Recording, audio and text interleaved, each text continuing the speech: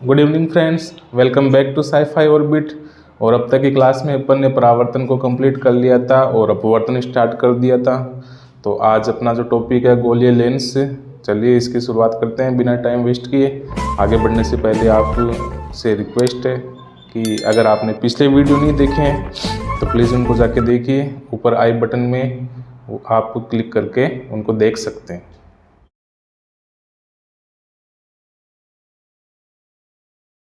तो फ्रेंड्स शुरू करते हैं आज का टॉपिक गोलीय लेंस। देखिए गोलीय लेंस क्या होता है, अपन इस टॉपिक में एक बार देखते हैं।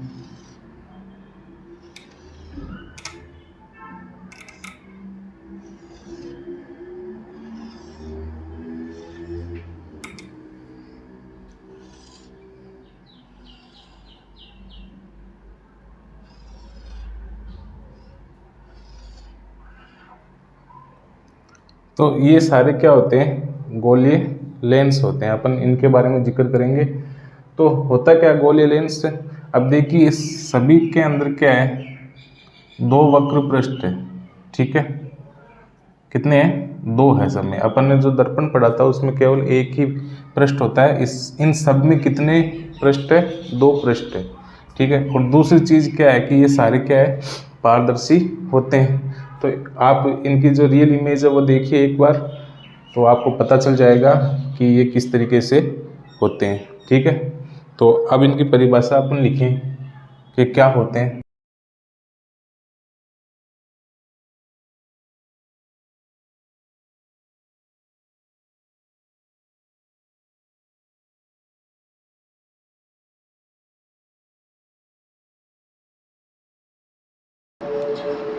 देखिए दो पृष्ठों से घिरा पारदर्शी माध्यम। ठीक है, पारदर्शी माध्यम होता है, दो पृष्ठ होते हैं, इनमें एक या दोनों पृष्ठ गोलीय हो, वो क्या कहलाते हैं, लेंस कहलाते हैं। यानी इन दोनों पृष्ठों में से कम एक जो पृष्ठ होता है उसका स्फेरिकल या गोलीय होना जरूरी होता है। दोनों हो तो भी लेंस कहलाता है, एक हो तो भी लेंस कहलाता है। लेकिन कम से कम एक जो पृष्ठ होता है वो गोलीय होना जरूरी है। फिर आता है भी इसके जो प्रकार है वो बताइए आप। प्रकार भी देख लेते हैं अपन। दो प्रकार के होते हैं। ठीक है, एक होता है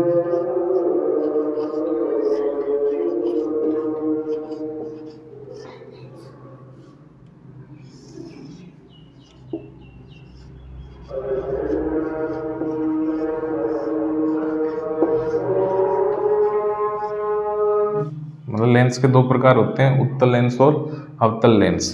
तो उत्तल लेंस का चित्र देखिए आप।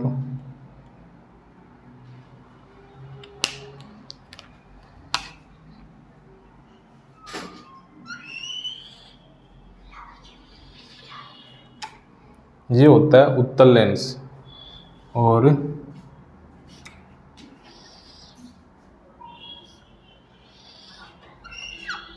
ये होता है अवतल लेंस। अब इनकी खास बात क्या होती है, देखिए उत्तल जो लेंस होता है ये किनारों से पतला होता है और बीच में से मोटा होता है। तो एक खास बात क्या होगी इसकी, किनारों से पतला और बीच में मोटा होता है।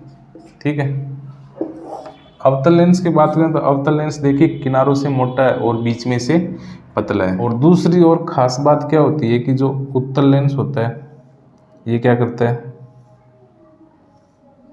प्रकाश की किरणों को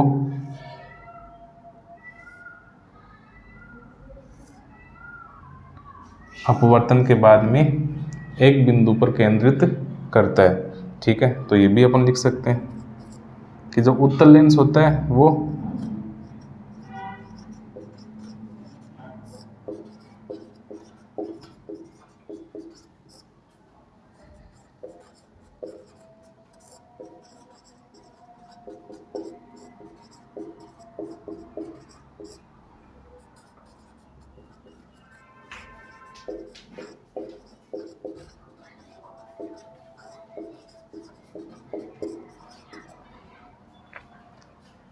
तो जो उत्तल लेंस होता है वो अपवर्तन के बाद में क्या करता है कि प्रकाश की जो किरणें आ रही है, समांतर किरणें आ रही है, उनको अपवर्तन के बाद में एक बिंदु पर केंद्रित करता है, और इसलिए इसे क्या कहते हैं, अभिसारी लेंस कहा जाता है।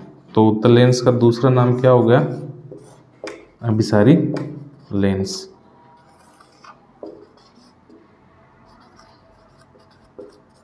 ये हो गई उत्तल लेंस की खास बात। अब अवतल की बात करें तो अवतल लेंस, देखें अवतल लेंस किनारों पर मोटा है और बीच में से पतला है। तो पहली खास बात क्या होगी, इसकी किनारों पर मोटा और बीच में पतला होता है, ठीक है। और दूसरी खास बात क्या होती है कि जब प्रकाश की किरणें आती है मुख्य अक्ष के समांतर, तो ये इन किरणों को क्या कर देता है, फैला देता है, ये किरणों को फैला देता है, और ये क्या करता है, किरणों को केंद्रित करता है। तो इसकी खास बात भी लिख देते हैं अपन।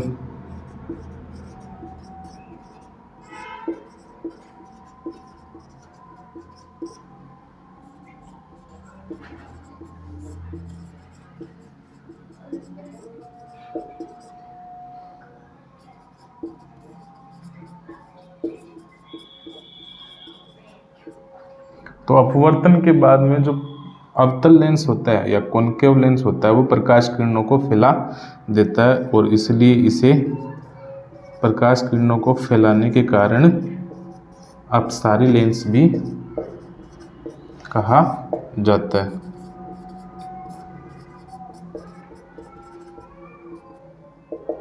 ठीक है।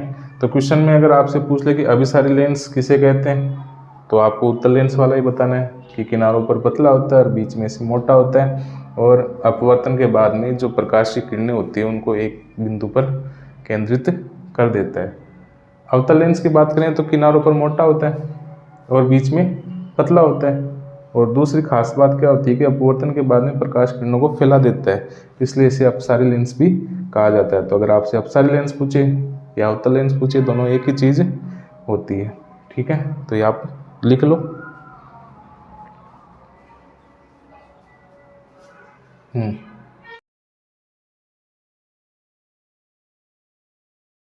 दोस्तों इसके बाद में अपना टॉपिक है कि गोलीय लेंस से संबंधित शब्दावली या basic fundamental of spherical lens, यानी लेंस से संबंधित जितने भी शब्द वगैरह या शब्दावलियाँ या परिभाषाएं हैं उनको अपन समझने की कोशिश करेंगे। तो सबसे पहले अपन उत्तल लेंस बनाते हैं।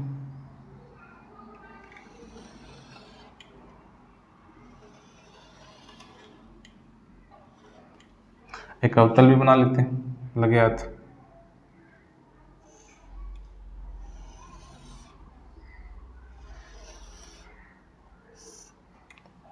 देखिए ये जो लेंस के दोनों पृष्ठ होते हैं, दोनों गोलीय पृष्ठ, ठीक है। तो ये जो दोनों गोलीय पृष्ठ, इनको अगर अपन पूरा बढ़ाएं तो ऐसा लगेगा कि इनको एक गोले में से काटा गया है।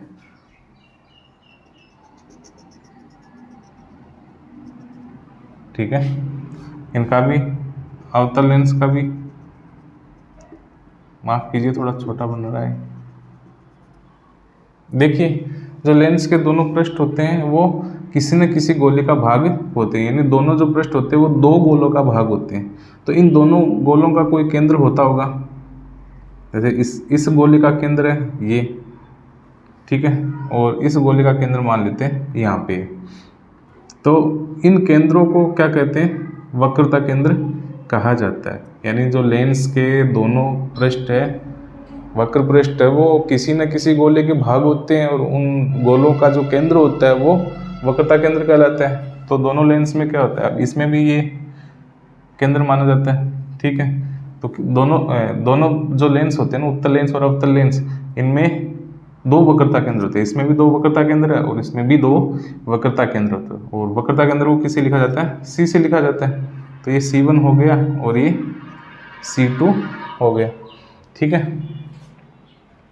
फिर आता है भाई ये जो लेंस का भाग होता है, ठीक है, लेंस का जो भी पृष्ठ होता है उसका जो केंद्र बिंदु होता है, जो मध्य का भाग होता है, इसको प्रकाशिक केंद्र कहा जाता है।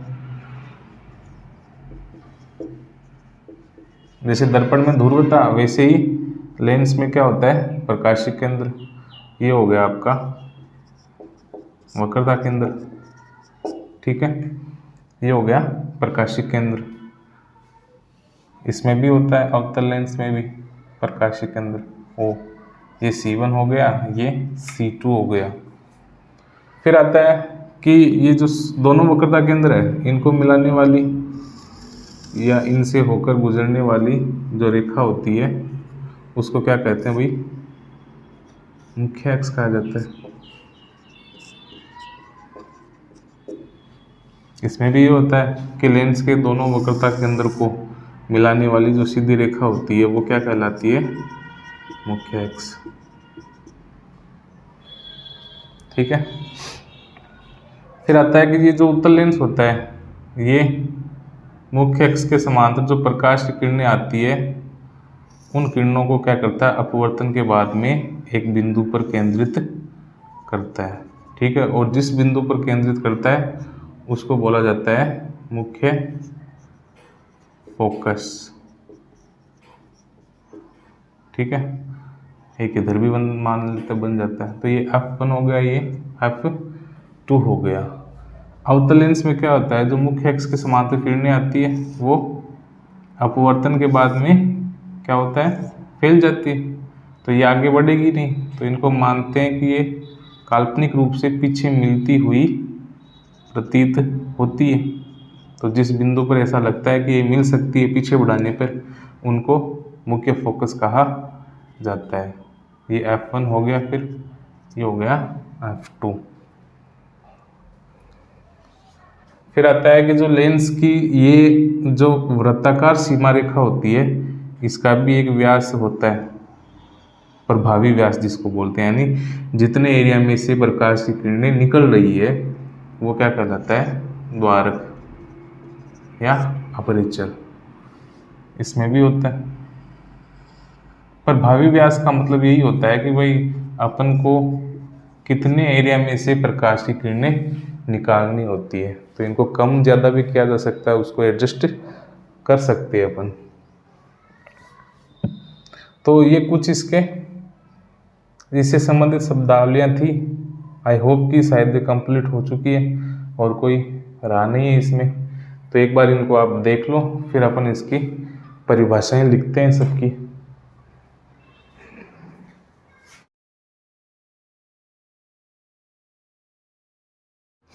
हाँ तो दोस्तों, अब अपन शुरुआत करते हैं जो लेंस से संबंधित जितने भी शब्द यूज किए जाते हैं उनके बारे में, या उनकी परिभाषा किस प्रकार से लिखी जाती है। तो पहले मैंने बता दिया था आपको, डायग्राम बना के एक एक चीज़ आपको समझा दी थी। अगर कुछ बच गया तो अपन देख लेंगे। तो सबसे पहला है वक्रता केंद्र। वक्रता केंद्र मैंने आपको बताया था कि जो लेंस होता है, ठीक है, लेंस का ये जो पृष्ठीय भाग होता है, गोलीय पृष्ठ भाग होता है, वो किसी गोली का भाग होता है। तो इनमें दो गोले बनते हैं, ठीक है, और इन दोनों गोलों का जो केंद्र होता है वो वक्रता केंद्र ही कहलाता है। इसे C से लिखा जाता है। तो लेंस में दो वक्रता केंद्र बनते हैं, C1 और C2। फिर है कि प्रकाशिक केंद्र किसे कहते हैं। प्रकाशिक केंद्र की जो लेंस का जो ये पृष्ठीय भाग होता है, ठीक है, इसका जो मध्य भाग, मध्य बिंदु, ये क्या कहलाता है, प्रकाशिक केंद्र।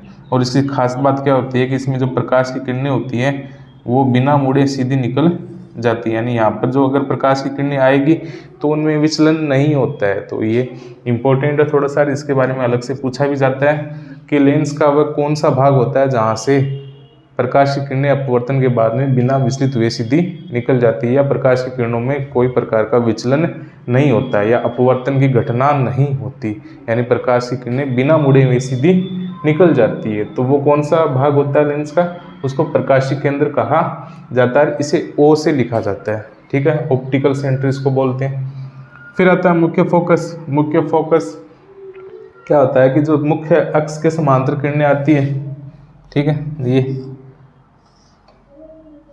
ये अपना मुख्य अक्ष है, और इसके जो समांतर किरणें आएगी वो अपवर्तन के बाद में क्या होगा, एक बिंदु पर मिलेगी। ये उत्तल लेंस में तो वास्तव में मिलती है, और अवतल लेंस में अपन ने देखा कि वास्तव में नहीं मिलती, उनको क्या करते हैं, काल्पनिक रूप से मिलाने की कोशिश करते हैं।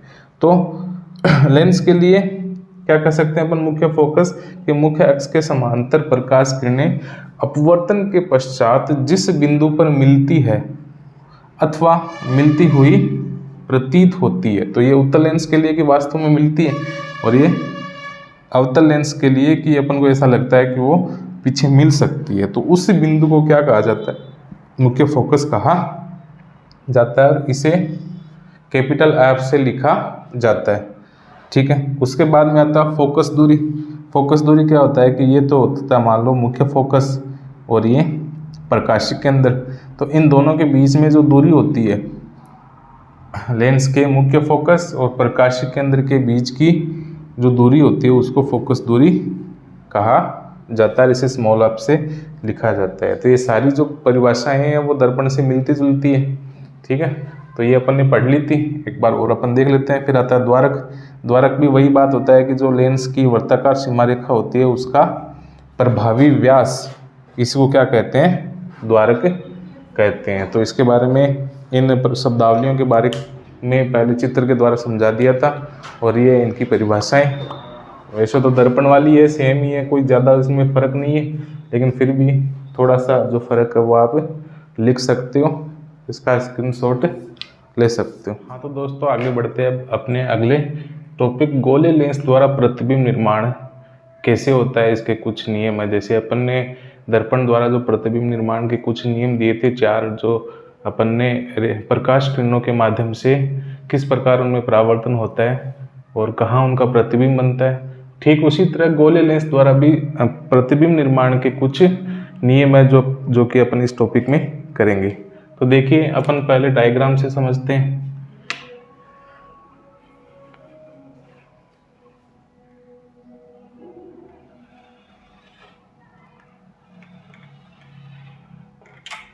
ये अपना उत्तल लेंस, ये इसकी मुख्य अक्ष, ये P हो गया, यहाँ पर F मान लेते हैं अपन, और यहाँ पर C, एक और यहाँ पे F, और एक और ये C। देखिए ये F1, ये F2। अब लेंस के लिए क्या होता है कि वक्रता केंद्र C को C से न लिख के उसको 2F से लिखा जाता है। कैसे कि यहाँ से लेकर यहाँ तक की जो दूरी होती है ना, वो फोकस दूरी की डबल मानी जाती है। भाई जो वक्रता त्रिज्या, ये यहाँ से लेकर यहाँ तक जो वक्रता त्रिज्या होती है उसको फोकस दूरी से डबल माना जाता है। ठीक है, तो इसको C से न लिख के 2F से लिखा जाता है। यहाँ पर भी अपन इसको C की जगह क्या लिखेंगे, 2F। तो ये 2F1 हो गया, ये 2F2 हो गया। ठीक है, तो पहला नियम क्या कहता है, पहला नियम अपन अनंत से लाएंगे प्रकाश की किरणें। तो अनंत से आपको पता ही है कि जो प्रकाश की किरणें होती है वो मुख्य अक्ष के समांतर आती है। तो एक किरण अपन ऊपर से लाते हैं और एक किरण नीचे से लाते हैं। अब हमें पता है कि जो उत्तल लेंस होता है वो मुख्य अक्ष के समांतर आने वाले प्रकाश की किरणों को कहाँ पे इकट्ठा करता है, फोकस पे, मुख्य फोकस पे। ठीक है, तो पहला नियम क्या कहता है कि मुख्य अक्ष के समांतर आने वाली प्रकाश की किरणें अपवर्तन के बाद में मुख्य फोकस से होकर गुजर जाती है। यहाँ पर अपन अवतल लेंस के लिए भी कह सकते हैं।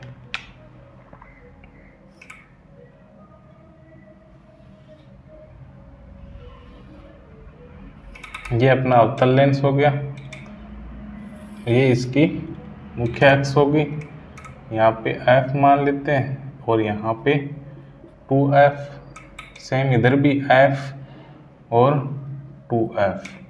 तो ये 2F1 है, ये F1 है, ये F2 और ये 2F2, ये अपना O है ही। अब यहाँ पर भी क्या होगा कि अनंत से जो अपन प्रकाश की किरणें लाएंगे वो मुख्य अक्ष के समांतर आएगी। ठीक है, तो ये अवतल लेंस होता है, ये क्या करता है, प्रकाश की किरणों को फैला देता है। ये किरणें आगे तो कहीं मिलेगी नहीं, तो अगर इनको पीछे बढ़ाते हैं ना तो ऐसा लगता है कि ये मुख्य फोकस से आ रही है या मुख्य फोकस पे मिल सकती है। ठीक है, तो इससे अपन जो पहला नियम है वो लिख सकते हैं। क्या कहता है पहला नियम कि अनंत से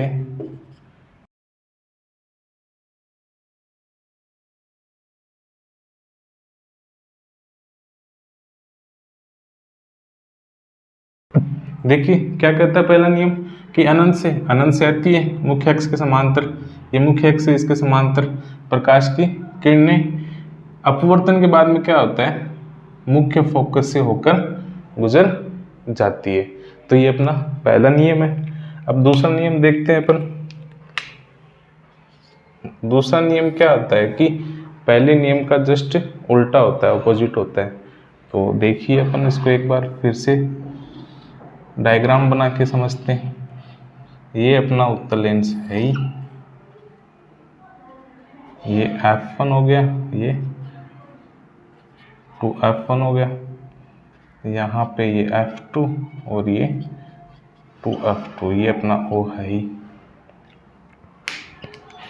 अब दूसरा नियम ये कहता है इसका जस्ट उल्टा, देखो पहले वाले में मुख्य अक्ष के समांतर आई, ठीक है, और कहाँ से निकली, मुख्य फोकस से। अब मुख्य फोकस से आएगी प्रकाश की किरणें, तो एक किरण इसमें मुख्य फोकस से यहाँ से निकालते हैं और एक किरण नीचे से निकालते हैं। ठीक है, ये आपको सीधी बनानी है भाई स्केल से। तो ये आ रही है एक किरण, ये आई और एक किरण ये आई। ठीक है, कहाँ से आ रही है, मुख्य फोकस से आ रही है। यहाँ पे अपवर्तन होगा और अपवर्तन होने के बाद में क्या होगा, देखो कहाँ से आई, पहले वाले में मुख्य अक्ष के समांतर आई, अब इसमें मुख्य अक्ष के समांतर जाएगी, यानी अपवर्तन के बाद में क्या होगा, ये किरणें मुख्य अक्ष के समांतर हो जाएगी। तो ये उत्तल लेंस के लिए, और अब अपन बनाते हैं अवतल लेंस के लिए।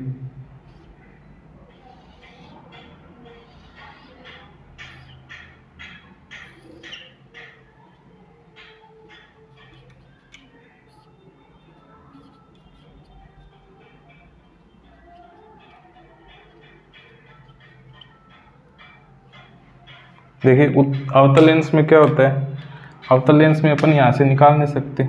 ठीक है, तो अवतल लेंस में मुख्य फोकस इसको माना जाता है।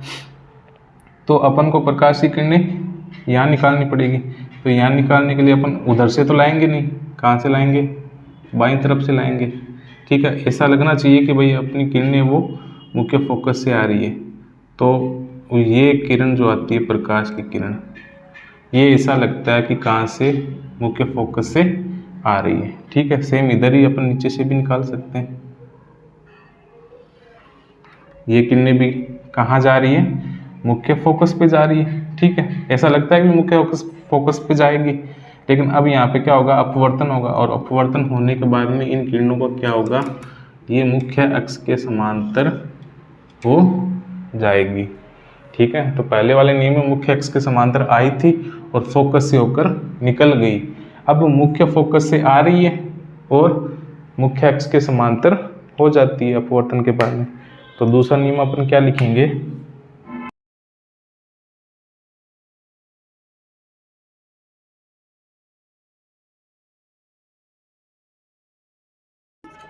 देखिए दूसरा नियम क्या कहते हैं, मुख्य फोकस पर आपतित प्रकाश किरणें मुख्य फोकस पे आ रही है। ठीक है, अपवर्तन के बाद में क्या होगा, मुख्य अक्ष के समांतर हो जाती है। तो दोनों नियम क्या है, एक दूसरे के विपरीत है, उल्टे हैं। अगर एक अपन याद रख लेते हैं तो दूसरा ऑटोमेटिक याद हो जाएगा। ठीक है, तो चलिए इसको आप उतार लीजिए या फिर स्क्रीनशॉट ले लीजिए, फिर अपन आगे बढ़ते हैं तीसरे नियम की ओर। देखिए तीसरा नियम क्या कहता है,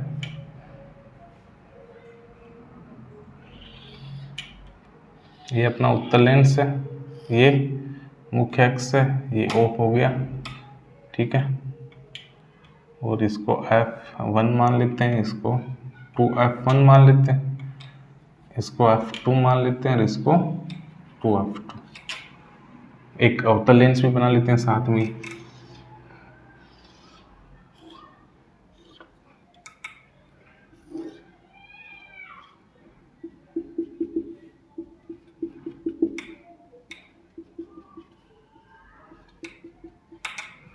देखिए तीसरा नियम और अंतिम नियम क्या कहता है, अब प्रकाश की किरण वो कहाँ आएगी, प्रकाशिक केंद्र पे आएगी। ठीक है, तो एक किरण यहाँ से अपन लाते हैं प्रकाशिक केंद्र पे, एक किरण लाते हैं इधर से, तो क्या होगा देखिए, मैंने आपको बताया था कि प्रकाशिक केंद्र लेंस का वह भाग होता है जहां पर प्रकाश की किरणें अपवर्तन के बाद में बिना मुड़े हुए सीधी निकल जाती है। तो ये बात आपको ध्यान में रखना है। तो इसमें क्या होगा, पर अपवर्तन की घटना नहीं होगी, किरण जिस दिशा से आ रही है उसी दिशा में आगे बढ़ जाती है बिना विचलित हुए, और ये किरण भी आगे बढ़ जाएगी। ठीक है, तो ऐसा ही इसमें होगा कि जो किरण प्रकाशिक केंद्र पे आती है वो बिना मुड़े बिना विचलित हुए सीधे निकल जाती है। तो ये था तीसरा नियम। अपन इसको लिख सकते हैं कि प्रकाशिक केंद्र पर आपतित किरणें कहाँ आ रही है, प्रकाशिक केंद्र पर।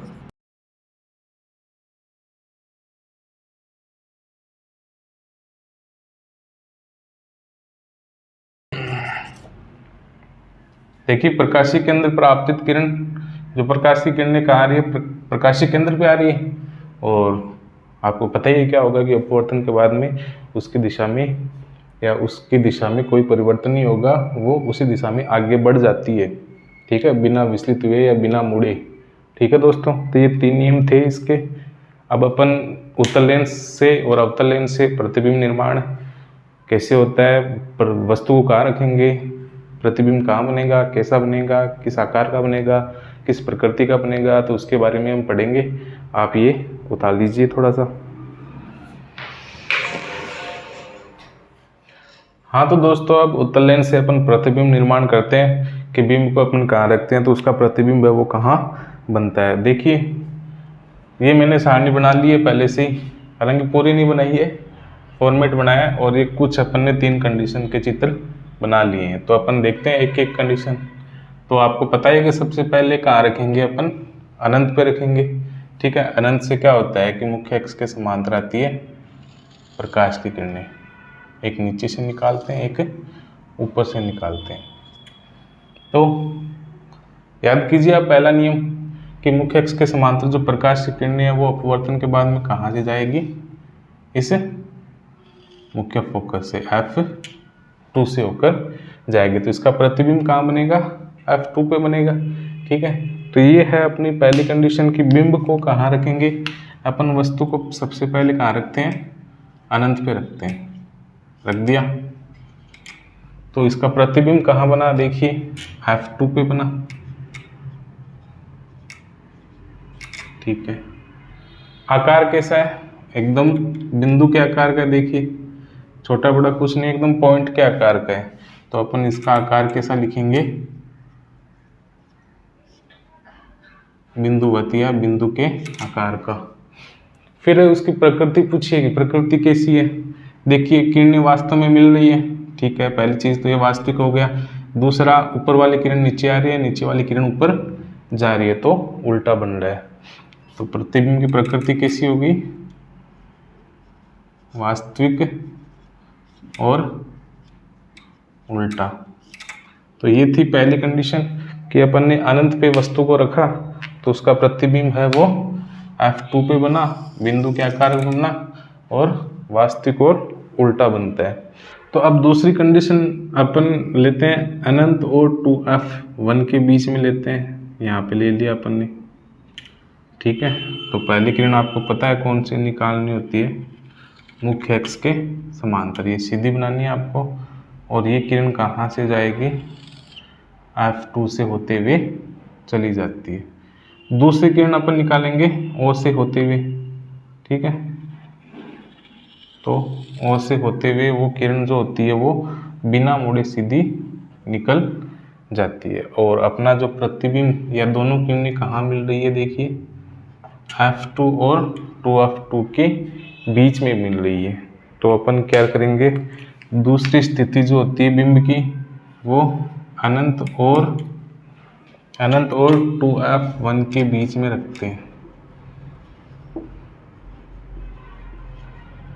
ठीक है, तो इसका जो प्रतिबिंब होता है वो क्या बनता है, F2 और 2F2 के बीच, F2 और 2F2 के बीच में इसका प्रतिबिंब बनता है। इसका आकार देखिए, अपन ने जो बिंब लिया था वो इतना बड़ा था और प्रतिबिंब छोटा बन रहा है, ठीक है। तो इसका आकार कैसा होगा भाई, बिंब से तो छोटा ही होगा ना, बिंब से छोटा होता है। और प्रकृति किरणें वास्तव में मिल रही है भाई, वस्तु अपन ने यहाँ रखी, ऐसे रखी थी सीधी ऊपर, और प्रतिबिंब है वो नीचे बन रहा है, तो कैसा होगा, वास्तविक व उल्टा बनेगा, ठीक है। तो दूसरी कंडीशन में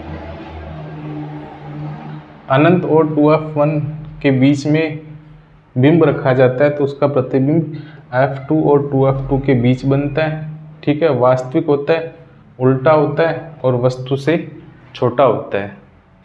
चलिए तीसरी स्थिति में देखते हैं अपन, अनंत से चले थे, अनंत और 2F1 के बीच में आ गए।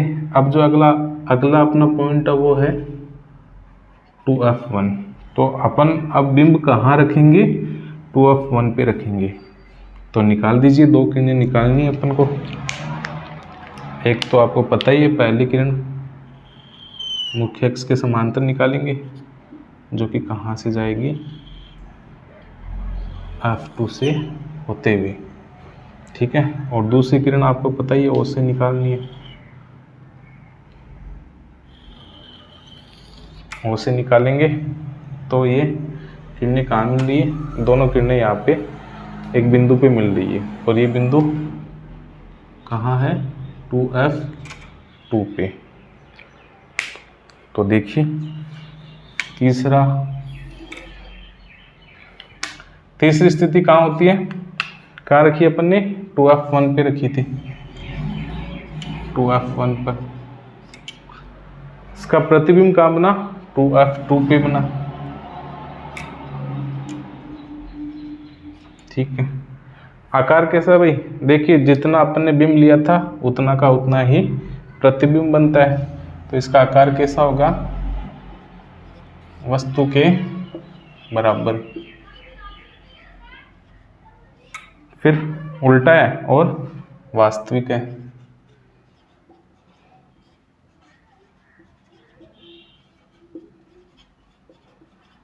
वास्तविक और उल्टा। देखिए अपने उत्तल लेंस से प्रतिबिंब निर्माण की 3 स्थितियां कर ली हैं, बाकी की 3 आप ये उतार लीजिए, ठीक है। ये जो किरण आरेख है ये भी पूछे जाते हैं और इसमें से भी क्वेश्चन पूछे जाते हैं, तो आप एक बार ये उतार लीजिए। इनको मिटाने के बाद में आगे की जो 3 स्थितियां हैं वो अपन करेंगे, ठीक है। तो ये 3 कंडीशन करने के बाद में अपन इससे आगे की कंडीशन करते हैं। तो देखिए कहाँ तक आ गए थे अपन, 2F1 तक आ गए। अब इधर चलते हैं थोड़ा सा, तो 2F1 और F1 के बीच में अगर अपन रखते हैं बिंब रखते हैं, रख दिया, ठीक है। अब निकालिए 2 किरणें, एक किरण निकालते हैं अपन मुख्य अक्ष के समांतर, निकाल दी, जो कि कहाँ से जाएगी, फोकस से होती हुई जा रही है। दूसरी किरण निकालेंगे अपन O से होती हुई, निकाल दी। तो देखिए कहाँ मिल रही है, यहाँ पे मिल रही है, और अपना जो प्रतिबिंब बन रहा है वो यहीं पे बनेगा। तो चौथी कंडीशन में अपन ने बिंब कहाँ रखा, 2F1 और F1 के बीच में रखा। तो लिख देते हैं अपन 2F1 और F1 के मध्य रखा, और इसका प्रतिबिंब कहाँ बना, 2F2 से परे, 2F2 से परे बन रहा है, ठीक है। आकार कैसा है भाई, अपन ने जो बिंब रखा था वो इतना सा था और अब बड़ा हो गया, तो जो प्रतिबिंब का आकार होगा वो कैसा हो जाएगा, वस्तु से बड़ा। फिर वही वास्तविक है और उल्टा है, ठीक है। तो तो 2f1 और f1 के बीच में अगर अपन बिंब को रखते हैं तो उसका प्रतिबिंब 2f2 से परे बनता है, उल्टा बनता है, वास्तविक बनता है और वस्तु से बड़ा बनता है। तो चलिए चौथी होगी। अब करते हैं अपन पांचवी कंडीशन। तो पांचवी में अपन कहाँ तक चौथी में 2f1 और f1 के बीच आगे थे, अब इससे आगे चलते हैं। तो अगला टारगेट अपना ये रहेगा f1 पे।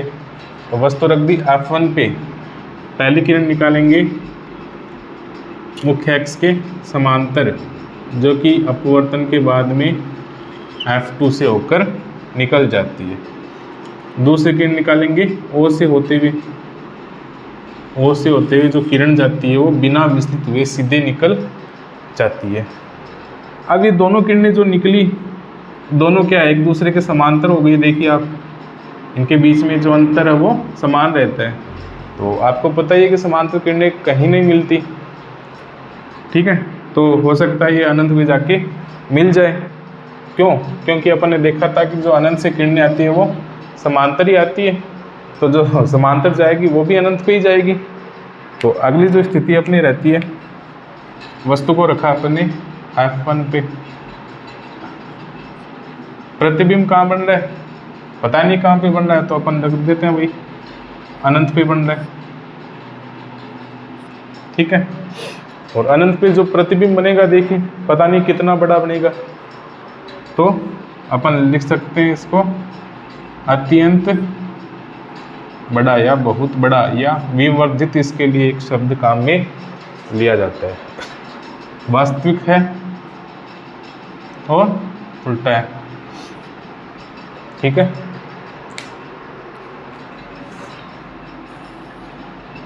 देखिए अनंत से जो वस्तु रखते हैं तो उसका प्रतिबिंब f2 पे बनता है, और f पे रखेंगे तो उसका प्रतिबिंब अनंत पे बन जाता है। तो अब देखिए अंतिम कंडीशन में अपन f1 तक तो आ गए थे, अब f1 से थोड़ा आगे चलेंगे तो अपने पास एक तो ये O है और एक f1 है, तो इनके बीच में रख देंगे अपन, ये रख दिया, बिंब रख दिया, ठीक है। तो कहाँ पे रखा अपन ने f1 और O के मध्य रख दिया, ठीक है। तो वही दो किरणें निकालनी है अपन को, एक तो निकालेंगे मुख्य अक्ष के समांतर, जो कि अपवर्तन के बाद में कहाँ से जाएगी f2 से होते हुए चली जाएगी, और दूसरी किरण निकालेंगे O से होते हुए, तो ये भी क्या होगा, सीधी निकल जाएगी, ठीक है। अब आप नोटिस कीजिए कि ये किरणें जैसे जैसे आगे बढ़ रही है उनके बीच में गैप बढ़ रहा है, ये ऐसे चल रही है, ठीक है। तो ऐसे चलेगी तो आगे कहीं नहीं मिलेगी, तो इनको क्या करेंगे अपन, थोड़ा सा ज़बरदस्ती इनको पीछे की तरफ बढ़ा के इनको मिला देंगे, ठीक है। तो एक अपन देख सकते हैं कि ये इनका प्रतिबिंब है वो प्राप्त हो जाएगा, ठीक है। तो प्रतिबिंब कहाँ बनता है, जिस तरफ वस्तु को रखा जाता है, ठीक है। यानी जहाँ पर बिंब रखते हैं वहीं बिंब की दिशा में ही या बिंब की तरफ ही इसका प्रतिबिंब बनता है। यानी जिस दिशा में या जिस तरफ बिंब रखा जाता है प्रतिबिंब भी उसी तरफ बनता है। देखिए एक दूसरी बात और कि ये किरणें वास्तव में आगे नहीं मिलती, इनको अपन पीछे जबरदस्ती मिला रहे हैं, काल्पनिक रूप से मिला रहे हैं। तो ये प्रतिबिंब है वो कैसा है, नकली है। नकली को क्या बोलेंगे अपन, आभासी, ठीक है। और दूसरा, जैसे अपन ने वस्तु रखी थी वैसा का वैसा प्रतिबिंब प्राप्त हो गया, ठीक है। तो कैसा बन रहा है, सीधा बन रहा है, लिख देते हैं सीधा। और दूसरा इसका साइज देखिए आप, छोटा बिंब लिया था और प्रतिबिंब कैसा बन रहा है, वस्तु से बड़ा, ठीक है,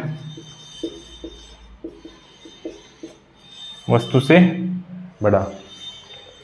तो ये थोड़ी इंपॉर्टेंट कंडीशन है। अभी छोटा सवाल पूछ लिया जाता है कि आप उत्तल लेंस में आभासी और सीधा प्रतिबिंब प्राप्त करने के लिए वस्तु को कहाँ रखेंगे, भाई f1 और O के बीच में रखेंगे, ठीक है। जिसका जो प्रतिबिंब है वो बिंब की तरफ ही बनेगा, वस्तु से बड़ा होगा, आभासी और सीधा होगा। तो हमने देखा है कि ये 6 कंडीशन उत्तल लेंस के लिए प्रतिबिंब निर्माण, किस तरफ अपन बिंब रखते हैं, किस तरफ इसका प्रतिबिंब बनता है, उसका साइज कैसा होता है, उसका नेचर कैसा होता है, उसकी प्रकृति कैसी होती है। तो टोटल 6 कंडीशन है, ठीक है। तो ये आप देख लीजिए, उसके बाद में अपन अवतल लेंस की बातें करेंगे।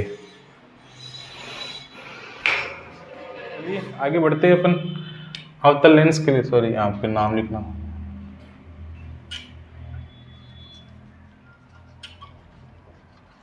अवतल लेंस के लिए प्रतिबिंब निर्माण, image formation by concave lens. देखिए अवतल लेंस में पहली कंडीशन, अनंत से लाएंगे अपन प्रकाश किरणें। तो अनंत से जो प्रकाश की किरणें आएगी वो मुख्य अक्ष के समांतर आएगी, ठीक है। और आपको पता ही है कि अपवर्तन के बाद में ये फैला देता है, किरणों को फैला देता है। तो ये किरणें आगे मिलेगी नहीं, तो इनको अपन पीछे अगर देखेंगे तो ऐसा लगेगा कि ये F1 पे मिल रही है। तो पहली कंडीशन, बिंब को कहाँ रखेंगे अपन, अनंत पर रखेंगे। अनंत पर रखेंगे तो इसका जो प्रतिबिंब है वो कहाँ बनेगा, F1 पे बनेगा, F1 पे बनेगा। आकार कैसा होगा भाई, बिंदु के आकार का होगा, बिंदुवत हो गया। प्रकृति कैसी है, देखिए प्रकृति कैसी है, वास्तविक रूप से ये किरणें नहीं मिल रही है, इनको अपन जबरदस्ती पीछे की तरफ मिला रहे हैं, काल्पनिक रूप से मिला रहे हैं, तो इनका प्रतिबिंब है वो भी नकली बनेगा। और नकली के लिए अपन क्या शब्द यूज करते हैं, आभासी। और दूसरी चीज देखिए, ऊपर वाली किरण ऊपर है, नीचे वाली किरण नीचे ही है, तो सीधा हो गया। और आपको ये पता भी है कि आभासी जो प्रतिबिंब होता है वो कभी उल्टा नहीं होता, वो सीधा ही होता है। वास्तविक प्रतिबिंब होता है वो उल्टा होता है। चलिए एक कंडीशन हो गई, अनंत पे रखा अपने बिंब, तो उसका प्रतिबिंब है वो F1 पे प्राप्त हुआ। बहुत ही छोटा बिंदु के आकार का प्रतिबिंब प्राप्त होता है, नकली होता है, आभासी होता है और सीधा होता है। अब दूसरी कंडीशन अवतल लेंस के लिए अपन एक कंडीशन रखते हैं, अनंत और O के बीच में। देखिए यहाँ पे कहीं नहीं रखेंगे अपन, ठीक है, अनंत और O के बीच में ही रखा जाता है। O का मतलब होता है प्रकाशिक केंद्र, तो कहीं भी रख दो आप, ये रख दिया, ठीक है, कहीं भी रख दो आप, कहीं भी, उसका प्रतिबिंब है वो एक ही प्राप्त होगा। पहली किरण निकालते हैं अपन, समांतर किरणें निकालेंगे, तो ये ऐसा लगेगा कि F1 पे मिल रही है। दूसरी किरण आप निकाल दो O पे, तो O पे जो किरणें आएगी वो सीधे निकल जाएगी, ठीक है। अब देखिए ये किरणें आगे कहीं नहीं मिलेगी, पीछे कहाँ मिल रही है, यहाँ पे मिल रही है। तो यहाँ पे मिल रही है तो अपना प्रतिबिंब भी कहाँ बनेगा, यहीं पे बनेगा, ठीक है। ये बन गया, कहाँ बना, F1 और O के बीच में बनता है।